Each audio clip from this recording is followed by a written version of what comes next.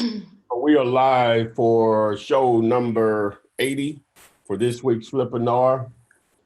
We have Renikia and Adria ready to go forward. So let's get it. Yes. My turn to say something, but you know, the mic is way over here, so whatever. Hi, people. Welcome to this Thursday's Flippinar. It is December 6th. We're getting closer and closer to Christmas. I hope you guys are bundling up. Without further ado, you know what we come to do. You ask questions. I read the questions. They answer the questions. We have all of, we got everything you need to start your journey on wholesaling real estate. So without further ado, we're going to go ahead and jump right in and see who is available and who's ready to rock and roll. Keep in mind, we are live across Instagram, Facebook, and two Facebook accounts actually, and Instagram and YouTube. So let's see here. Give me a second. Renikia, how you doing today? I am doing great. How are y'all today? Well. Super tight. One of those days. I think, right? Oh, guys, and I don't think I mentioned it. Look at Flip. He finally looks like the Flip on the Flip thing behind him. He has on his Flipman shirt. Right. You notice I'm not quite. Said, look at Flip. Yes, look at Flip. I'm not quite there yet. I'm Flipman 1.8. Maybe okay. By 2019, I'll be Flipman 1.9. Get 1.8, 18, 1.9. 20, I'm going to be on point. I'm going to be, ready. I like that red. Thank you. Thank you. Hey, Michelle, Freeport Roughneck, Jay, and Joni. I see you all on YouTube. You have not posted any questions, but thank you for joining us. And let's see here what we got going on Facebook. Ain't nobody saying nothing. I have to get better about this. Okay. Well, Renikia, while I wait for these guys to go ahead and post questions, hey, Valerie, go ahead and explain to them. We will do this a little later, guys, and explain to them what services you can offer and about your company and what it is that you guys do. Absolutely, absolutely. Thank you so much. My name is Renikia Williams. I'm the founder and CEO of Fortune Key Financials. And our main goal is to help everyone get to a place of financial freedom, but not just freedom, generational wealth. I mean, I'm talking about assets that you can pass down to your kids, and kids. Just think about, you passing away and leaving your kids a portfolio of homes, and they're making $5,000 or $10,000 a month for the rest of their lives. That's what we're trying to build here. And this is what real estate is about. It's bigger than a hustle. It is a way out. It is a way to the next level. So one of my main mottos is the acronym for POUR, which means passed over opportunities repeatedly. Poor is not a financial state, it's a mental state that we miss over the opportunities for increases and level ups and favors and blessings on our journey because we disguise them into the problem that we may be facing. But there's always opportunities on your journey. Will you take those opportunities to level up for increases for your family? But one of the main things we do, we help you find the money, leveraging your credit to be able to invest in your dreams, to invest in real estate. One of our main programs is our gap funding program, where we help you leverage your credit to receive up to $150,000 of unsecured credit. And my social media handles is there, and also my email, if anyone wants to contact me. All right, guys, there you have it. Everything you need right there on the screen to contact Ms. Renikia. We'll most definitely put that up a little later. But again, I see some questions coming in, so let's go ahead and get it going. Shelly Shell is on Facebook, and she wants to know, how do you wholesale in rural areas? I think that's a good question. I mean, you can wholesale in any area that has a buyer. So you have to locate those investors who want to invest in that rural area. Any area can be wholesale. It's all about having an end buyer who's willing to come in and purchase it. What do you think? Ditto. Along with that is at the end of the day, it's about numbers. In rural areas, I'm assuming you mean low populated areas, like the town that I grew up in is less than 1,000 people, population. My graduating class was 38 individuals. So a little bit more difficult. Wow, 38. Hey, a little bit more. hey. Well, yeah, now y'all. Y'all knew each other well. Now see what my problems are. Wow, my class had 496. 38. Wow. Wow. Dang. Is that because some people didn't make it, or that was your class? Hey, well, at my school back then anyway, they let everybody walk, whether you were actually graduating or getting a certificate of attendance. Fortunate enough, I was getting a graduating document. Okay. Woo. Okay. Hey, but so to answer the question is, so in the town that I grew up in, it may be a little bit more difficult to wholesale than it would be in Atlanta, Georgia, or even Birmingham, Alabama. So, but it's possible. It's just going to be a little bit more difficult because you just don't have the number of transactions, don't have the number of people that are buying like that. So it's possible, but just more difficult. So. All right. And then to add to that, if you just starting out, I will focus on areas that has the most fish in the sea. That's area where it has the most demand. So you're not stuck with a property. Try to locate the top 5 areas around you, even if you have to kind of travel a little bit farther to go to that area. You really want to focus in on areas that, a lot of people want to live in, and to secure that you'll be able to most likely move your deal. All right. Let's see here. These Facebook comments are so Really? Yeah, like they keep scrolling. Even when you open up the window? Mm-hmm. Okay. To secure that you'll be able to most likely move your deal. Oh. Can't do it. Okay. Stop. And so even when you do that, it still go fast? Mm-hmm. Oh, no. Yeah, there you go. Okay, whatever. Okay, so Cleavon says, hello, everyone. He wants to know, when determining the ARV, do you go with the lowest price sold home, or do you add them up and divide to find the average? I usually find the average, but I try to wean out anything that's too high and too low, and find those in betweens that mostly fit your property. That looks more like your property. That looks more like what you want to do with your property. Sometimes you try to, that could be a new construction home for $500,000, but your home won't be a new construction. It'll be more of a renovation of what's there. Therefore, you want to kind of wean out that new construction comp and look for comps only that have been kind of renovated of that nature. So I usually take the average at about 3 or 4 comps. What do you do, Ty? Basically the same thing. Like you say, you're going to throw out something that's extremely high and then something extremely low. Just an example, just 5 comps that you're looking at. One of them may be 250.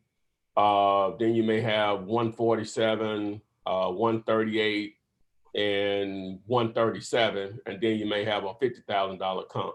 So I'm throwing out the 50, I'm throwing out the 250, and that 137, 138, and 142, I think I said, that's going to probably be your real range right there. You know what I'm saying? So it doesn't always work out that way, but that's part of the reason why, like even with the deregulated prop stream, it's going to give you a value, but you need to take a deeper look, because you can look at the actual map of where your property is located and the comps that are the comparable sales in relation to your property. And you want to target those that are really close. And then you use the same mindset as far as figuring them out. You want to throw out the extremely high, throw out the extremely low, and try to look for that consistency at its highest point. You know, so the more of those that you can find, the more concrete you're going to probably be, hey, this is probably the number. There's no one number. You send 3 appraisers out to a house, they're going to come back with 3 numbers. They're different numbers, but they should be close to each other. You know, because at the end of the day, it's really an opinion based on historical data, recent historical data on a particular property, but it's still somewhat opinionated. You know, I can guarantee you send 3 appraisers out, they're gonna come out with 3 different numbers, but they should be close to each other again, so. All right.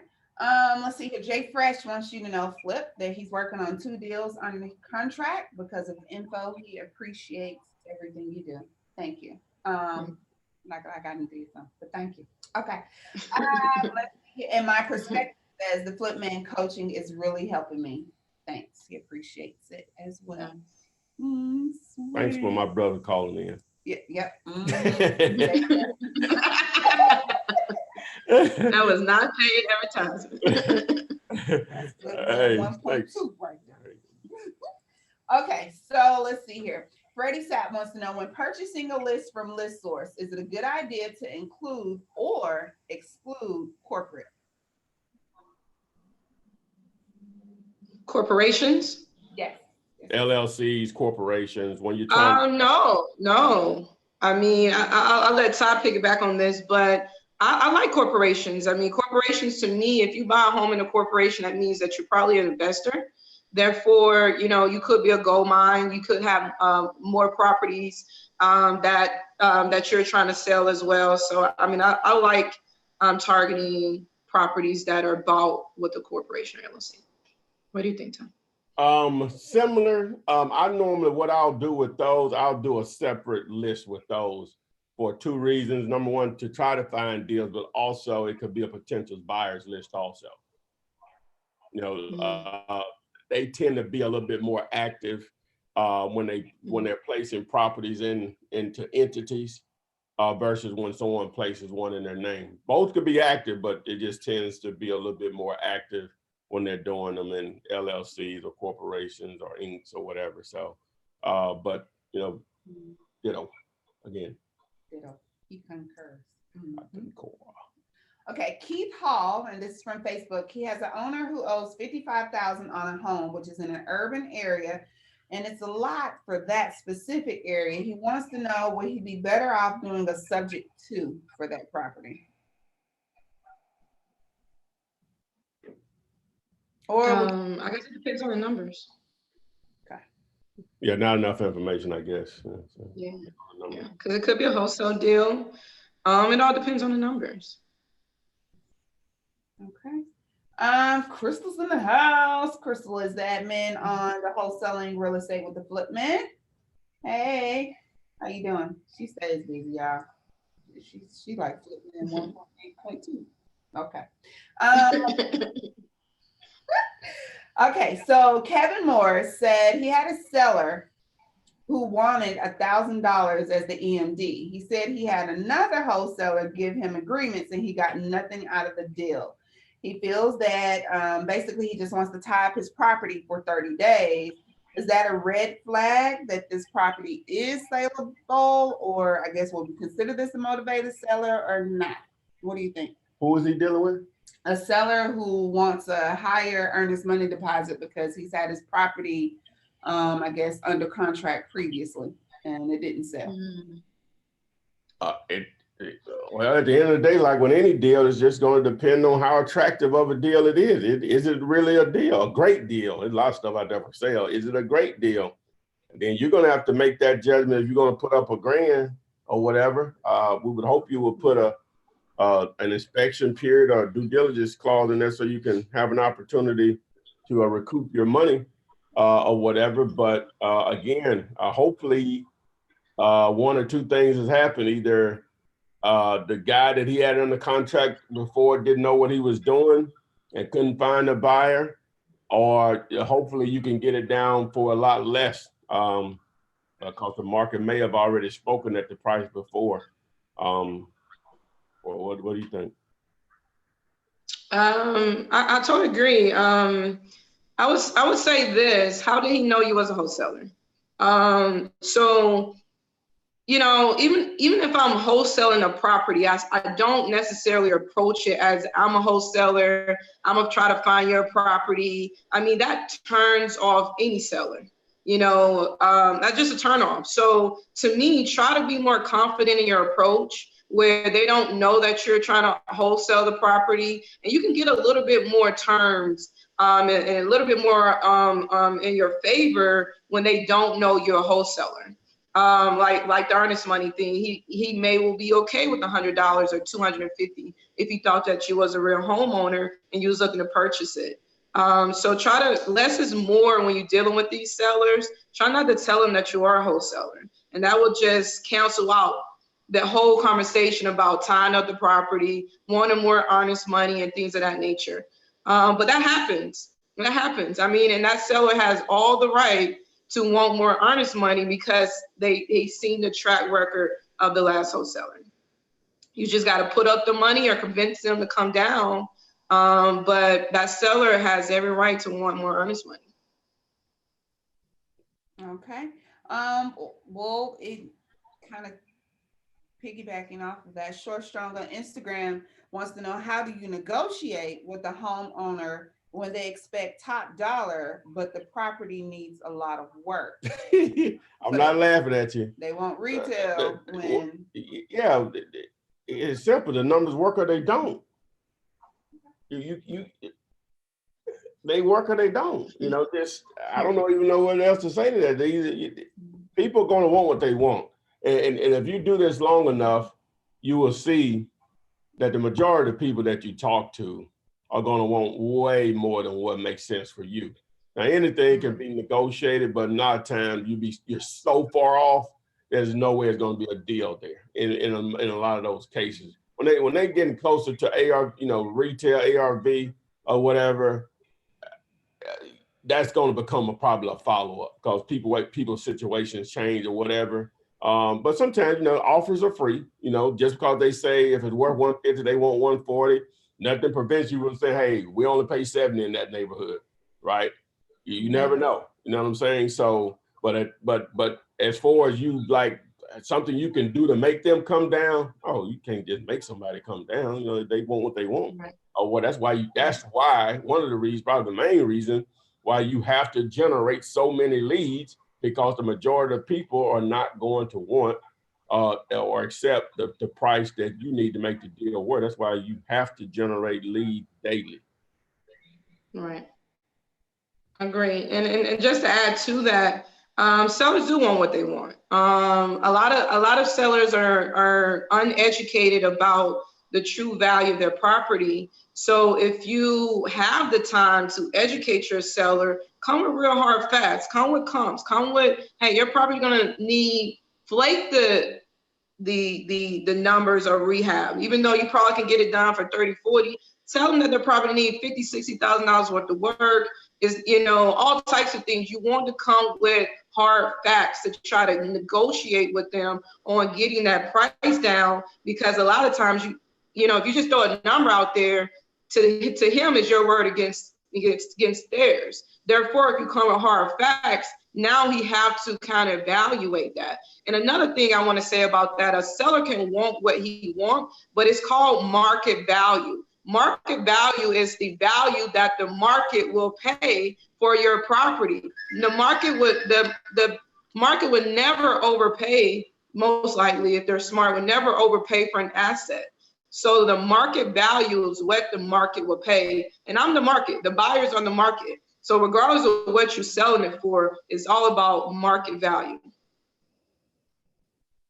Okay, there you have it. I'm glad you put that up. If you see on your screen, you see the information for mail2flip.com. Bradley Bryant is a newbie here, so welcome. He has a question about direct mail, and he wants to know, what return address do I use? Do I need to get a P.O. box? Ty, you want to explain what Mail2Flip is and how that could work for direct mail options, and then answer the questions in regards to P.O. box. He said, what is direct mail? No, he said he had a question about direct mail. Oh, okay. And what return address to use. Well, yeah, he can see on the screen what it is. I don't have to explain that. But but as far as a return address, a P.O. box would work, but I recommend just one of the services like the UPS store. They give you an actual physical address, which I think just looks a little bit more inviting versus a P.O. box or whatever. So, when someone sees that as a return address versus a P.O. box, I just think you just get a better, like this person is reachable. With a P.O. box, it's like, it's hard to find this person, meaning you, from the seller's point of view. And so it's not going to be much more. I don't even know what a P.O. box costs because I hadn't done one. I don't know if I've ever done a P.O. box. I've always done UPS store and stuff like that as far as an address, but it's going to be, UPS stores are more than that then. So that's what I would recommend, but both will work. I'm just telling you what I would recommend that you do. You concur? Yes, 100%. Freeport Carpet Ltd on YouTube says, can you guys talk about seller financing, and do you have a course for that, for a video? So I guess let's cover what is seller financing. What is meant when that is said? Simplest terms is when the seller financed the asset. So instead of you having to go to a bank and get a bank loan and put up all your financials, the seller may say that I will finance this property, and they will give you terms as if they are the bank. So that really means the seller somewhat becomes the bank, and they give you terms like, a 5-year, 30-year arm over the next 5 years, and you have to pay the seller as if they are the bank. And the seller also have the right to foreclose on you and take that property back for non-payment and things of that nature. So simplest terms is when the seller acts as the bank. You don't necessarily give them a loan. They allow you to make monthly payments over a time period until you're able to pay that loan completely, and that's when they will turn over the title for the asset. You have a different video for that? No, not really. Well, yeah, but I talk about the video that I have on it is more or less how you can set up some terms and wholesale the deal, basically. But it's as simple as what Renikia said. It's just where the owner is acting as the lender. They are the bank. I remember this commercial from this used car dealer. His whole thing was, his pitch was, I am the bank, meaning he'll finance anybody. I think it was IamTheBank.com or whatever. But anyway, so but there's different forms of owner financing. You can do it where they're actually holding the mortgage or whatever, but in lease options or a lease with the option to buy, that's a form of owner financing also. And sometimes owners may prefer to do that versus allowing the deed to go in your name, because they, depending on the state and their laws, they may not have to go through the actual foreclosure process. It's just be an eviction process, which in most cases is cost them less to do in a shorter time frame, depending on the state. So just being creative. It's just creative financing. A lot of times is another way of saying owner financing. So. All right. Hi, Miss Michelle, and thank you. I appreciate you noticing. And what's up, Charles from Baton Rouge, Louisiana? He says, what's up, people? What's happening? Let's see here. The contract, guys, that Ty used and has been using pretty much since the beginning, the one-page contract is free and available for you at flipman.net. But in regards to contracts, D1914 wants to know, can you write out 2 contracts, one for you and one for the seller, both original copies, or do you have to do transcript carbon copies? Really not necessary either way. But if you want to keep a copy and the seller wants one, what are we doing?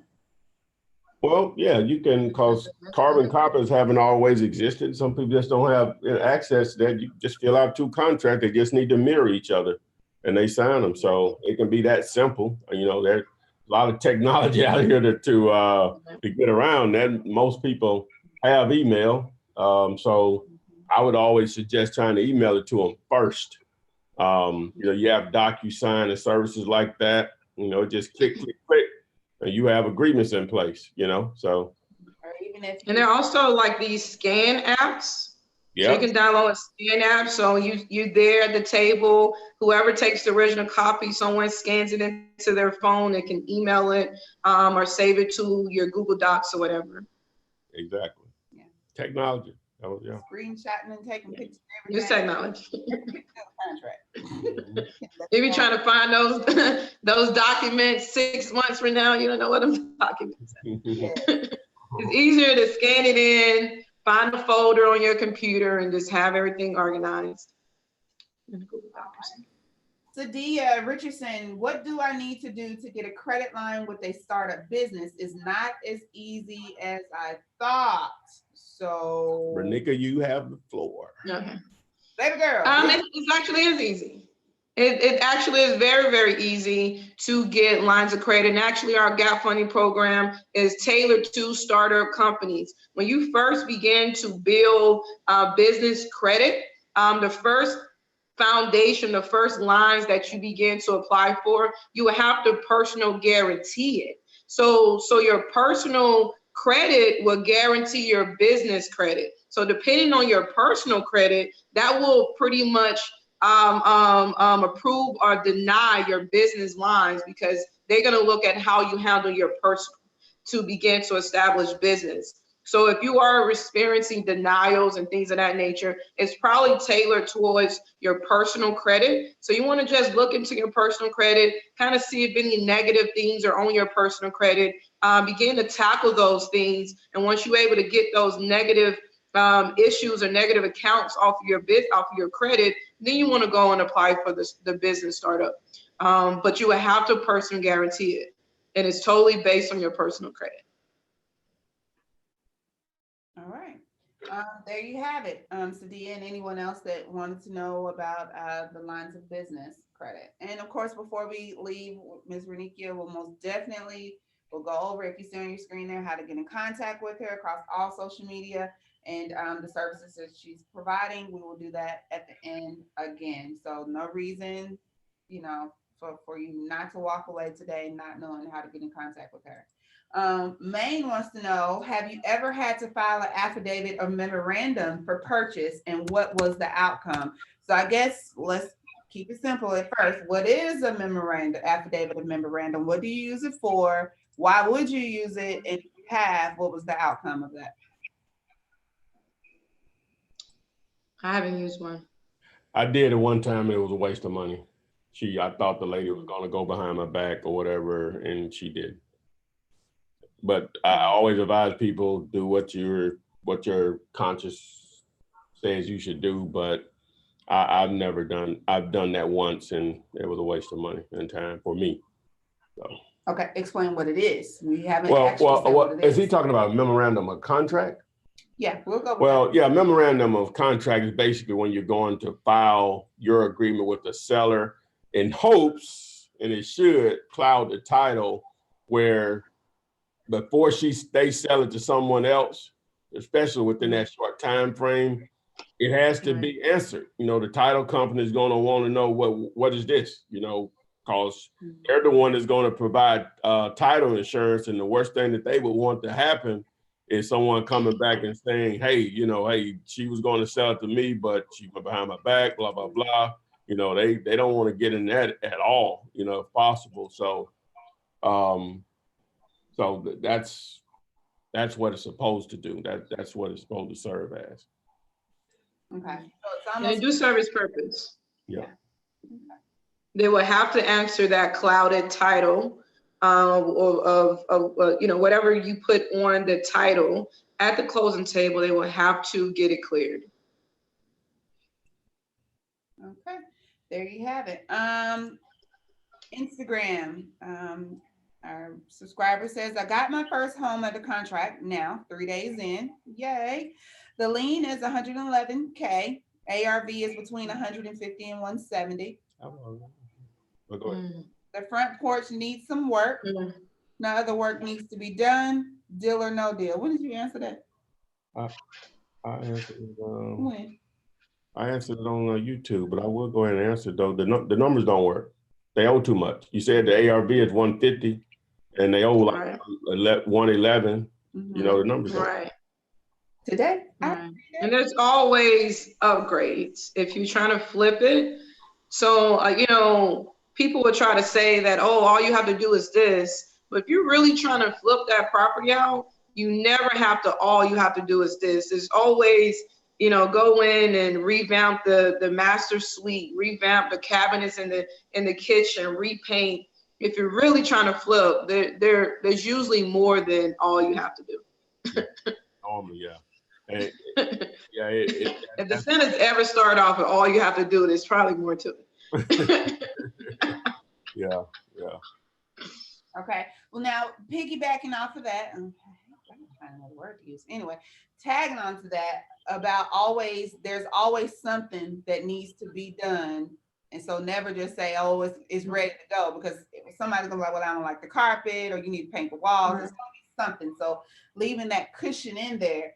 But what if the house is completely rehabbed? Do you still need to determine an ARV? Like it's done, like completely ready to go. I mean, if they completely rehab, I would assume the seller are gonna want retail numbers. They're probably not gonna wholesale a completely rehabbed and renovated property. They probably want to find a real retail buyer to give them the top dollars. So I wouldn't focus on, I mean, depending on your strategy, but if you're looking to find a property with equity in it, most likely is not the renovated properties. Yeah, it's the properties that need work. Yeah, that's going to be tough. I've encountered that a couple of times where the guy, he had renovated the property and did a good job on it, and he just needed his money. You know what I'm saying? He wasn't even concerned about the profit that he was going to make. He was, you know, he just got caught in a tight with something else that was going on, and he just needed his money back. You know what I'm saying? So that's the only situation that I've done it. But for the most part, like she said, people that they've already renovated it, and I think their question really was, if it's already been renovated, and see what they get confused about, I think, a lot when you hear the term ARV and they hear the after repair part of it, it just simply means what will the house appraised for in excellent condition. That's what it means. Don't get confused about the repair part, because when they start doing the formula and you say 70% ARV times 70% minus repairs, well, if the repairs are zero, then that's the number, zero. All right. So if you can get a property that's already renovated and you can get it for, say if it's 100, just using easy numbers, if it's already renovated and it's worth 100 and they did a good job on the renovation, you can get it for 70. That's going to probably be a little room in there for you to make money, you know, because the repairs will be zero, you know. So I think that's what some people get confused about on that part of it. Oh, well, but that's going to be such a rare occasion that you can get a deal that where you can wholesale it that's already been renovated. You know, you might can catch somebody with their pants down, but you know, don't try to make your living that way. Right. Okay. Now you mentioned it, and so it's a question. So you're gonna have to explain it. Do you always use the 70% rule when determining the ARV, and where does the 70% come from? Well, for me, the way I look at it now, of course, I've been doing it a long time. It don't even have to be a market that I'm familiar with. Once I know what the ARV is, right? If somebody says we'll use a $500,000. If I determine that the ARV is 500,000, and they say, and I know some people are a little bit quicker in math than others, and they say, oh, they'll take 200 for it. I don't have to do a formula. That's going to be worth me looking at. You see what I'm saying? But if they say if I determine the ARV is 500, and then they say they want 450 for it, I don't have to do a formal deed either. You know what I'm saying? So, but with that being said, the purpose of the formula is you have 70%, you have 30%. That equals 100. The 70%, in reality, I saw the flip it represents that 30%. The 30% is the 20 to 25% profit that most investors will look for, and that'll vary with the investor, but it's just a generalization. And that other 5 to 10% is their holding costs, you know, and so on. So that's where it comes from. It is just to save you time. It ain't the all in all. You know what I'm saying? Because in reality, you're gonna try to get it less than when you get that final number. In reality, you're gonna try to get it less than that or whatever. But more than anything, it just prevents you from waste. When you're starting out, you don't know what you're doing. It prevents you from wasting time on stuff that has no chance of being a deal. That's the way I look at it. You know, because like I say, I can just hear it and know, I need to look at that. You know, I don't have to do a form. I just, you know, I know what half of 50 is. I know what half of 100 is.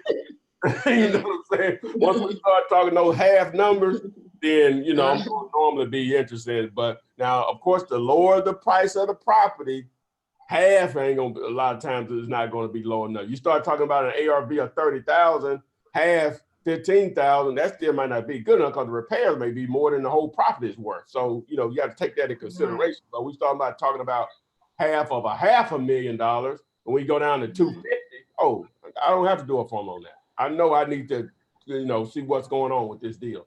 Now the repairs still could eat that up, but I know we're in the right ballpark if I'm looking at 50% of a $500,000 house. Now I know I rambled on. You got the floor. No, that was good. That was good.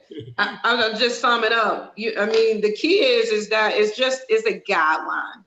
It's just a guideline. It's not the end all be all, but it is a true guideline. And really, when you really think about it, you know, you just don't want to go less than that 70 or higher than that 70%, because anything over that 70% is just eating up your profit. So anything below 70% is extra profit in your pocket. So look at that 70-30% rule. It's just kind of determining your profit margin. And that's really, if you're at 60-40%, that's even higher. So it is a guideline to just determine if it's a deal or not and determine your profit margin. All right, there you have it. Thank you, Renikia, for summing that up in like 5 seconds for what?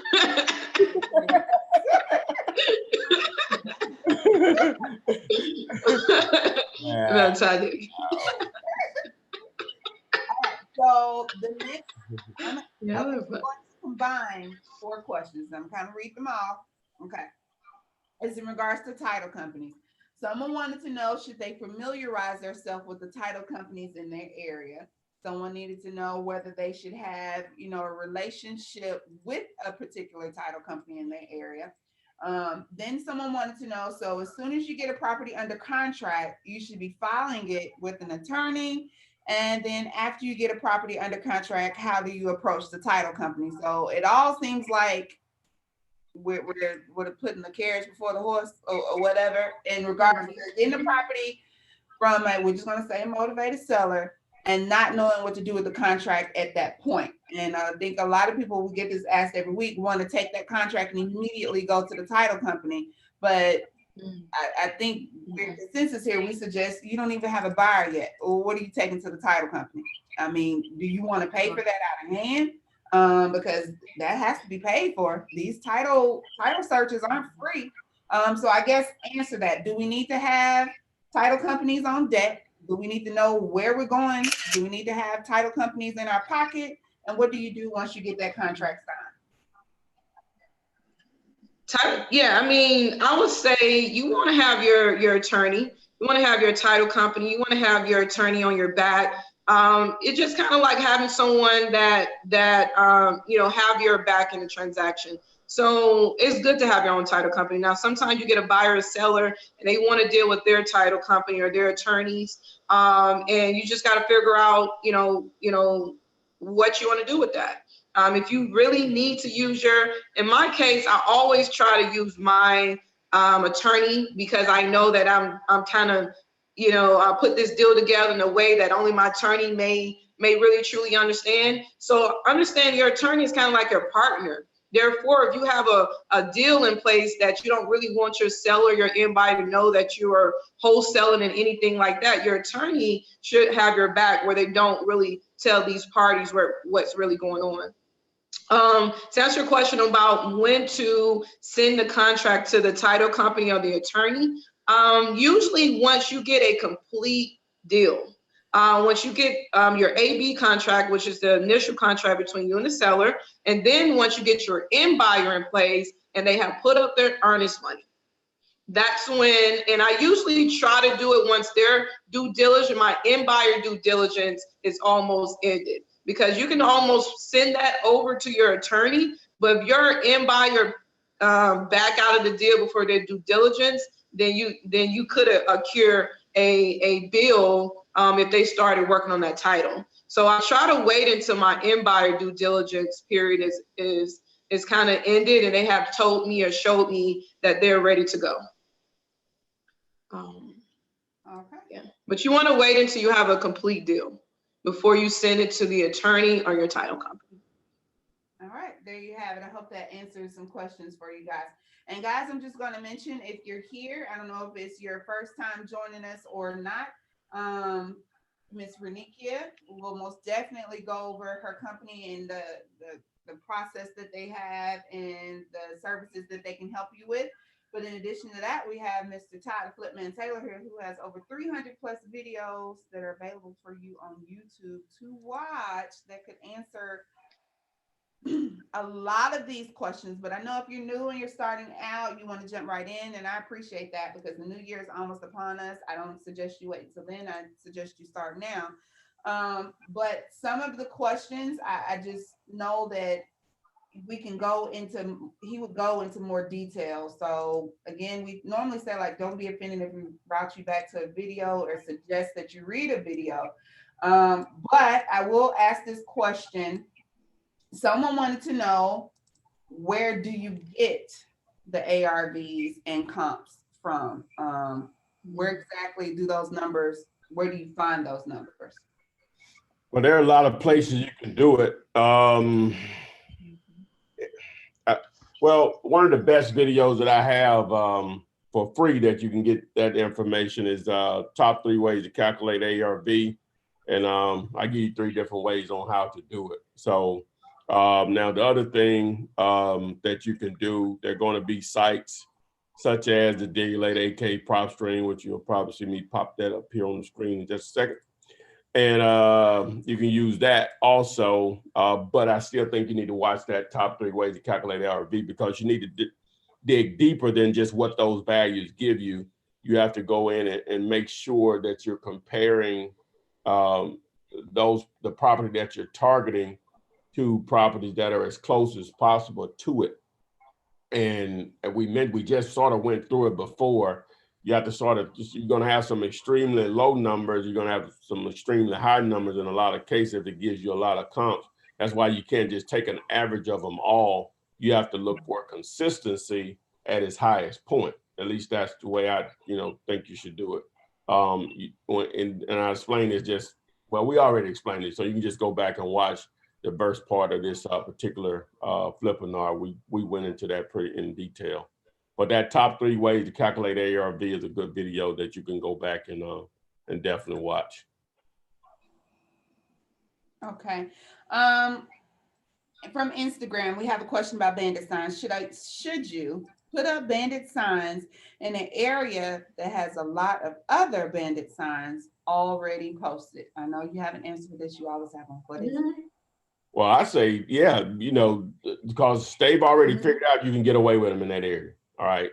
So nothing prevents you from putting them in other areas, but you definitely want to put them in those areas, because just because their signs are up, they call you, they call them, hey, then you just let the numbers take over and how aggressive you are at responding to whenever they call you.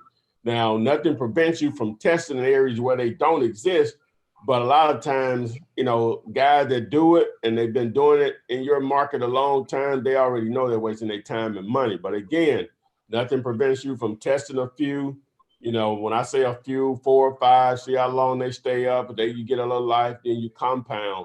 Try to be visible but invisible. You know, drive-throughs, shopping centers like Walmart, Target, Home Depot, Lowe's, or whatever. Not just always on a main drag. You know, you may want to do the side streets that go on to a main street or whatever, highly trafficked street within the neighborhoods of a place. So just, you know, just visible individuals. Some of it just flat out just testing.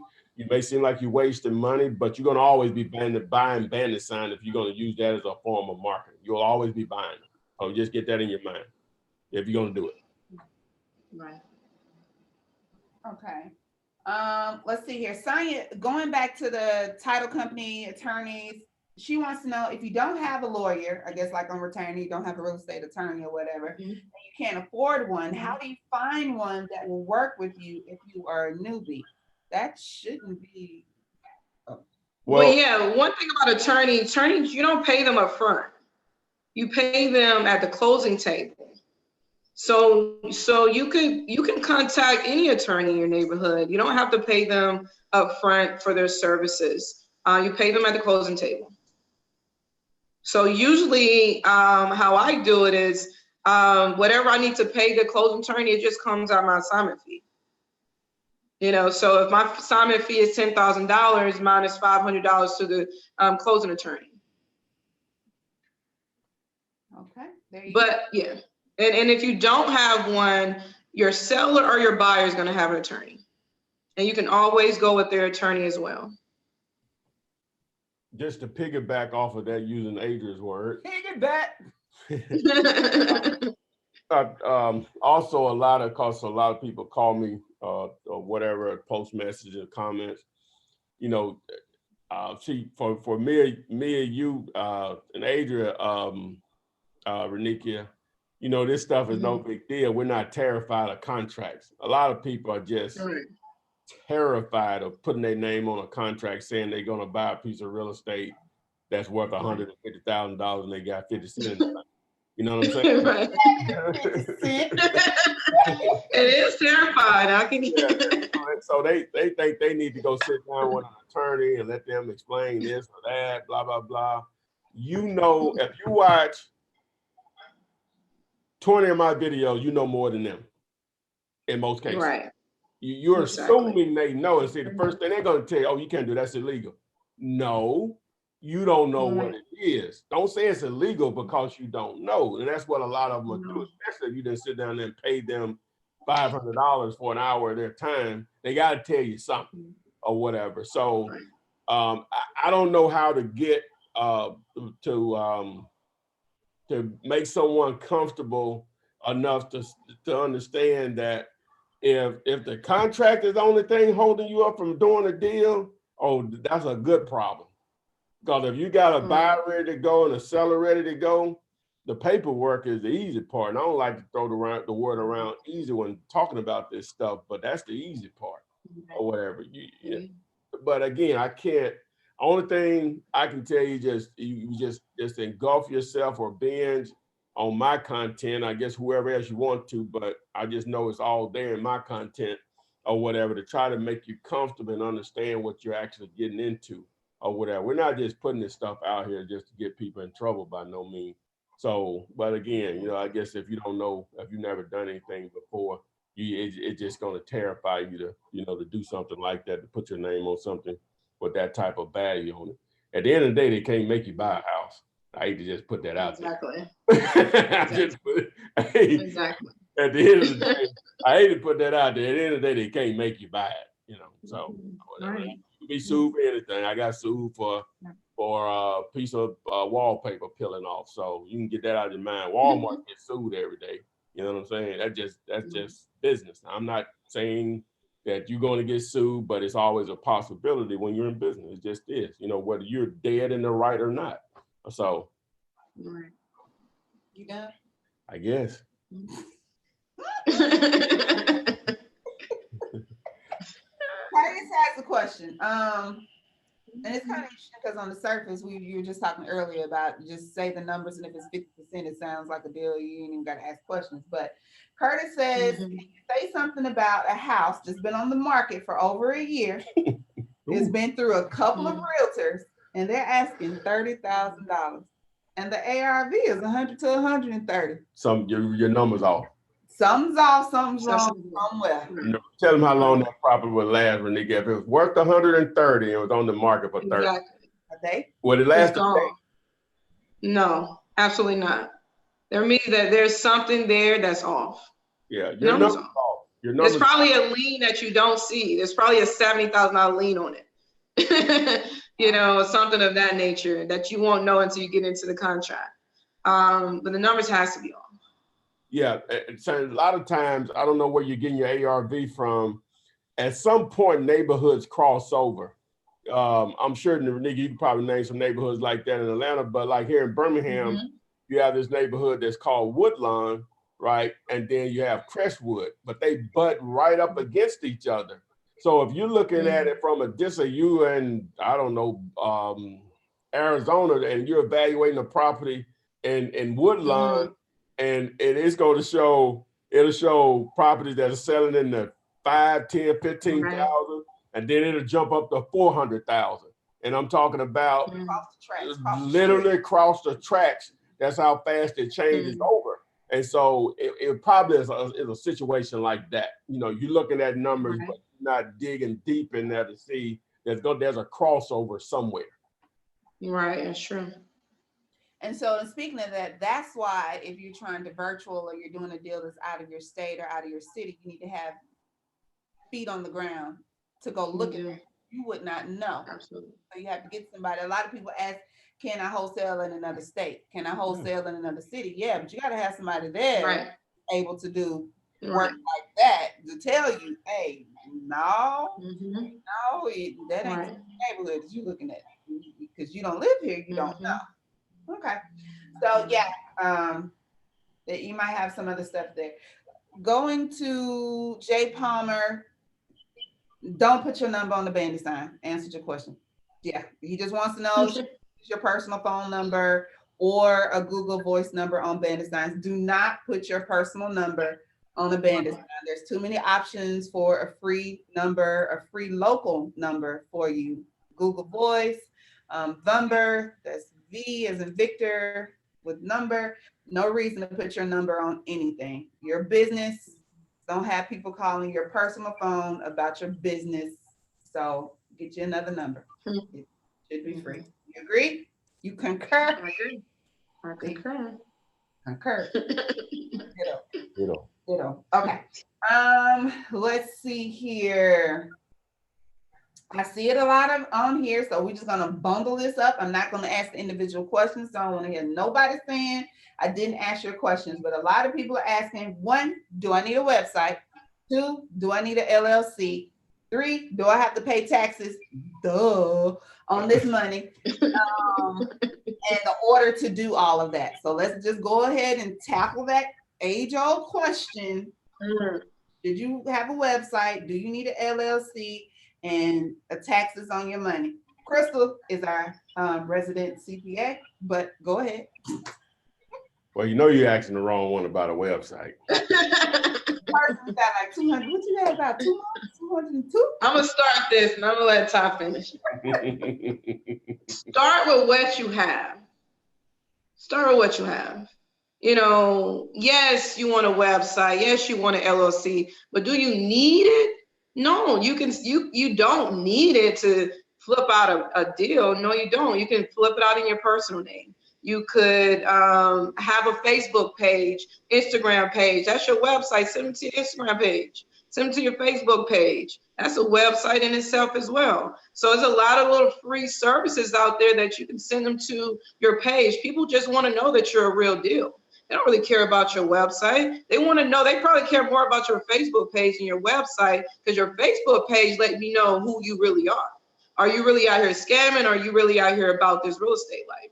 So use the free services that's out there when you first get started, but understand once you begin to make some money, invest back into your business and back into yourself and get that LLC. It costs $100 here in Georgia to start an LLC. If you make $10,000 on a flip, invest $100 back into yourself to get your LLC for your next flip.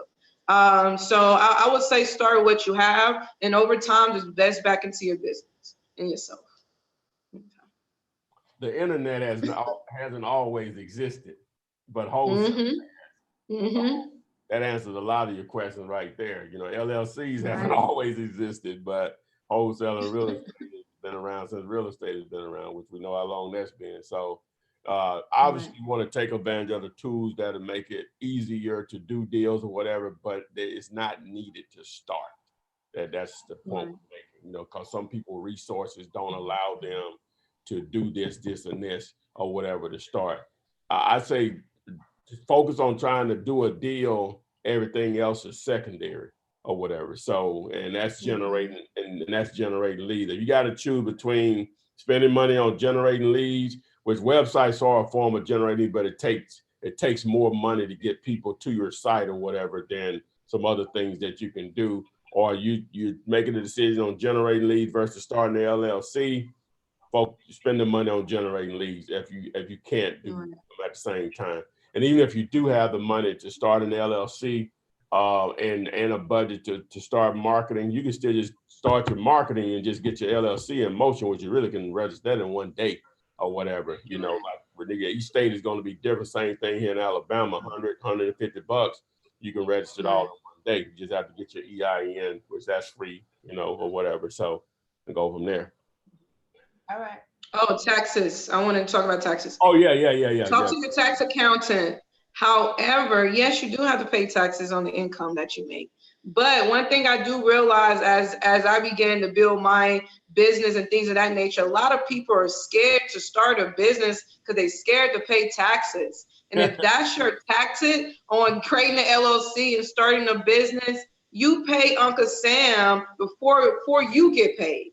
When you are an employee or employer, or you work for a corporation, Uncle Sam gets their money first and then they pay you. The difference from having an LLC, I get my money first and then I determine what I want to pay him or what I want to pay in taxes, because you can write off your income with whatever you invested in your business. You bought a laptop, you got these Bandit Signs, all of that can be written off, which lowers your tax liability. So you may make $50,000, but if I could show $45,000 of expenses that I have created over a year period, then my tax, I'm only going to be taxed on $5,000 and not $50,000.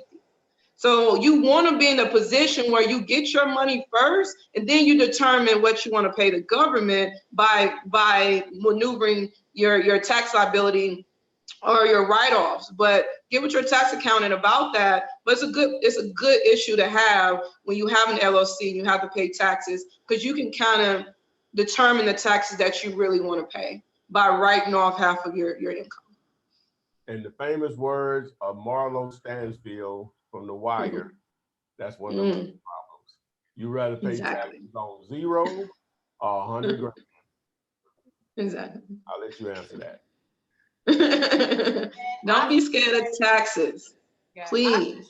Option strategy, I see your comment. We're speaking in regards of wholesaling. We're not wrong. You do not need an LLC to begin your career in wholesaling. Now, you mentioned in order to finance your business funding, then yes, then you would need an LLC. Is that correct, Renikia? Absolutely. You need an LLC. If you want to go and get business funding, which is take advantage of the gap funding program that I have that'll help you get up to $150,000. See, that's how you think about this. If it costs me $100 to start an LLC, but when I get this LLC, it's going to position me to get up to $150,000. Think about the return on that investment in yourself. So you got to think about the value that it's going to add when you do purchase something like an LLC.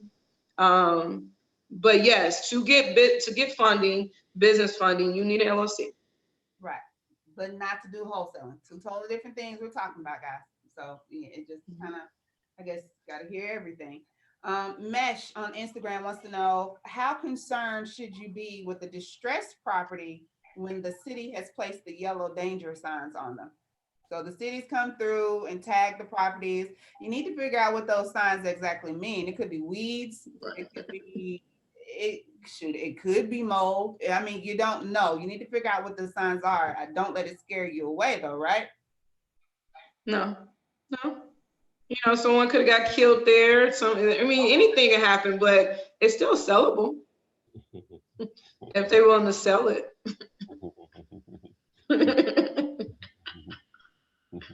All right, guys. So we're rounding out this hour. Most definitely appreciate you joining us. But Renikia, I want you to take a moment and we're going to explain again for those who've missed it what services you provide on helping these guys create generational wealth. I mean, you can start with the wholesaling, but what's your end game? Help them know how they can use their credit to make this just boom, blossom into something even bigger than, little to no money, zero cash, zero credit. Okay, so now you got a few deals under the belt and you got a little cash. Now what? Okay.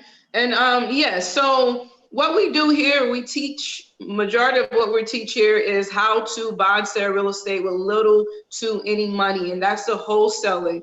Now, with wholesaling, it is little to no money, but it's still an investment in yourself, and it's still a business. Yes, you can flip properties without putting any money up, but if you really want to take that business to the next level and flip a ton of properties a month, or to invest into to do your first fix and flip, you want to begin to leverage your credit. The key is that we want to reprogram our mind of what credit is and how credit should be used. For a long time, we was only using credit to finance our lifestyle, to go to the mall, to go on trips and things of that nature. Those are the wrong ways to use credit. The right way to use credit is you use credit to invest in an asset that's going to pay for itself.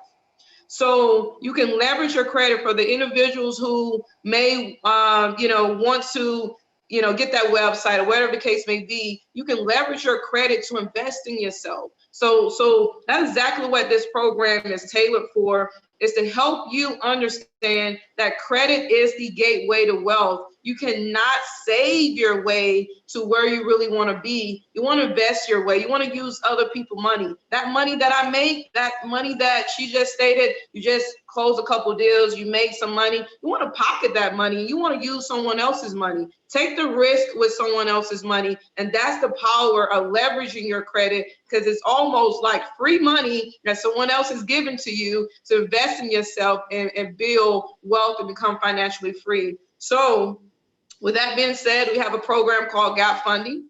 Gap Funding program, if you have a 680 or higher, we help you leverage your credit to receive up to $150,000 of unsecured credit. It's just a creative financing tool to help you find money to invest into your business, to do your first flip, to invest into your wholesale business, and really, really begin to take your business to the next level. All right, guys, there you have it. Jewels to increase your bag, to help you secure the bag. Wow. Okay, so any of you that want to get in touch with Ms. Renikia, the information is there. And Ms. Norma, you didn't miss it. This video is most definitely available after we close out for you to watch again. This is video number 80. And you can always listen to Ty across several podcast platforms. I didn't put that up yet. You did not. I'm slacking because I don't know what they are. Okay. I try. So what is it? Oh, it's flipmanpodcast.com on Android and Apple devices. You can hear us on those through iHeartRadio and iTunes. So you should see it on the screen here now, Flipman Podcast. .com. Okay. And just before we close out, I meant to ask this very important question. You gonna answer for me? Why can't buyers finance a wholesale deal? You actually asked this like the very beginning. Why can't you finance a wholesale deal? Well, why can't buyers finance a wholesale deal? You can't bring a bank to the table. Oh, that's what she asking. Yes. Okay, I wouldn't have never gotten it. Well, the bank has, what would you say? What do you call that, Renee? They have requirements in place, and the way they go about just having their hand in the transaction from A to Z, and some of the clauses, and they just don't allow it. You know, it's just not going to work. That process of you having it under contract with the seller, but whenever they're doing the what do we call it?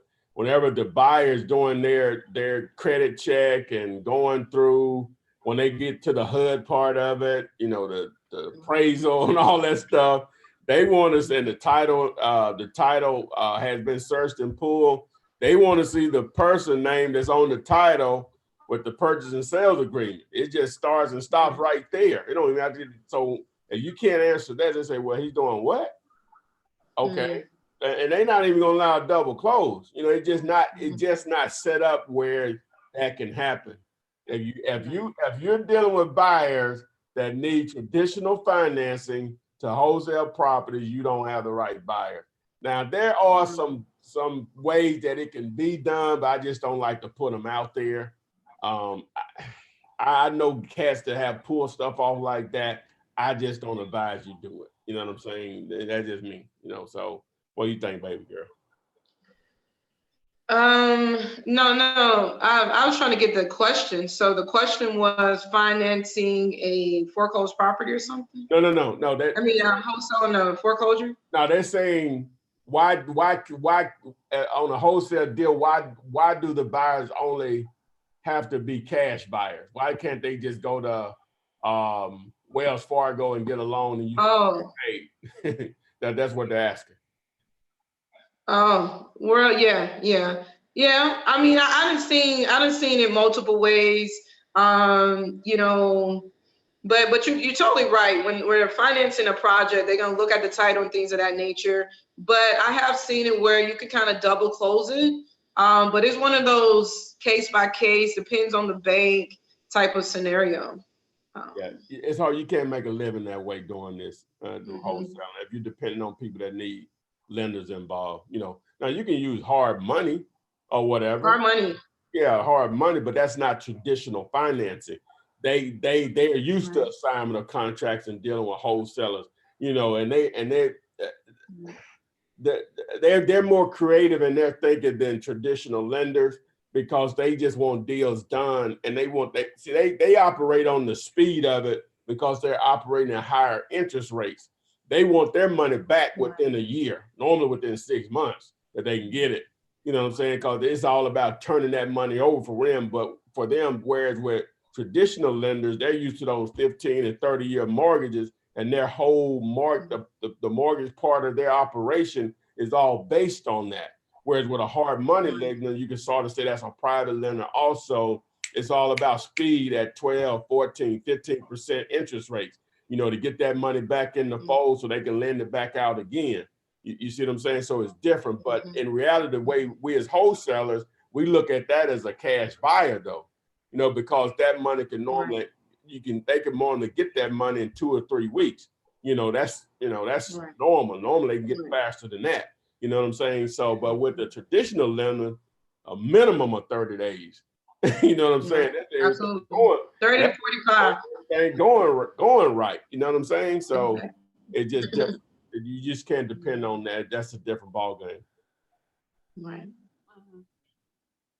And then you want repeat buyers. That's probably the biggest thing, right, Reniki? You want cash buyers to repeat. I call them residual buyers. Yeah, you want repeat buyers. That's probably more important than anything. So if somebody they buying the house to live in, that's it. You know what I'm saying? But you want somebody, but you're gonna have buyers that can buy as many as you can send to them. If if they fit what they're looking for, that's what you're looking for. You want those repeat buyers. You don't need many of those to be highly successful. Right. Well, all right, guys. We've been on for an hour plus. We thank you all for joining us. We'll see you next week, next Thursday. Don't spend too much money on Christmas gifts and all of that. Investing in yourself. And we will see you guys all next week on our Thursday Flippinars, 6 p.m. East, 6 p.m. Central Time, 7 p.m. Eastern. We appreciate each and every one of you being here. Bring a friend next week where you will ask questions and we will answer them. Thank you again. Anything you want to say, Ty? Flipman? No. No. All right. See you on the flip side, guys. Bye-bye. Bye. Bye.